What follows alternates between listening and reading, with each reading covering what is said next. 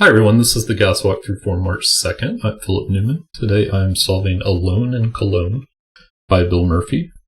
This is a consecutive pairs and killer puzzle.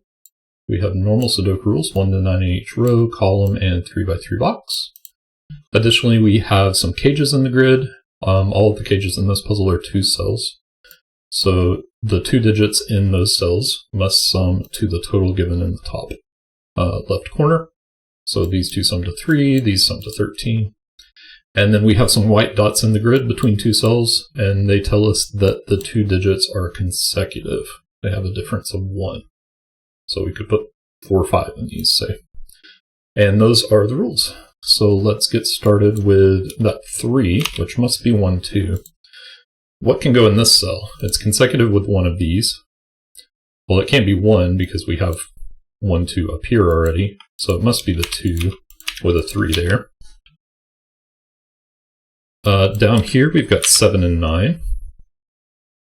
In order to place a digit in the 7 cage, we need something less than 7. So the only way we can make that work with this dot is 6 and 7. It's going to make that a 1. That makes that a 2. And actually we get an 8 up here with a 5. Here we get a 7 to go with the 2. And now this can't go up to 8 because the cage is 8. So this is 6 and 2.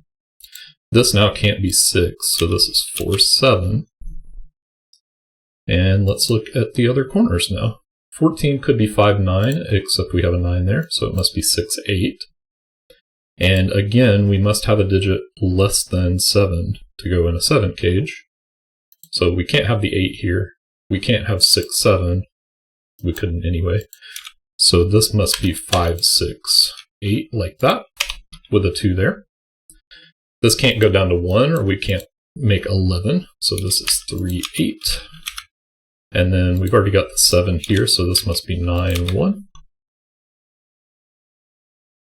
We can get this both ways, but this 11, our digits remaining are 3, 5, and 8. The way to make 11 there is without the 5, which we can't have anyway. So this is 3, 8.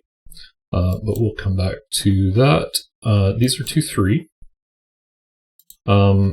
Consecutive with those, we could have a 1 here, except there's a 1 in the row.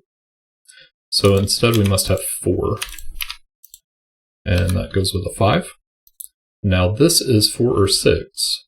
And we can't determine that directly. But whatever it is, it goes with the other 4, 6 digit. 4 and 6 make 10. And we have a 6 there, so we can disambiguate that way. 4 is next to 3 in this pair. And that is all the clues, so we are just left with a classic Sudoku at this point. 1 can't go in these cells, so that's 1. 5 can't go in any of those. 9 can't go in these, and 7 can't go in these. And 8 can't go in that one, from that 8.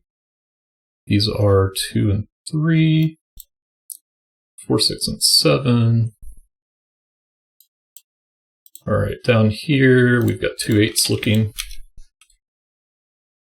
And 3, 4, 5. This must be the 5 from the 3, 4. There's also a 3 here.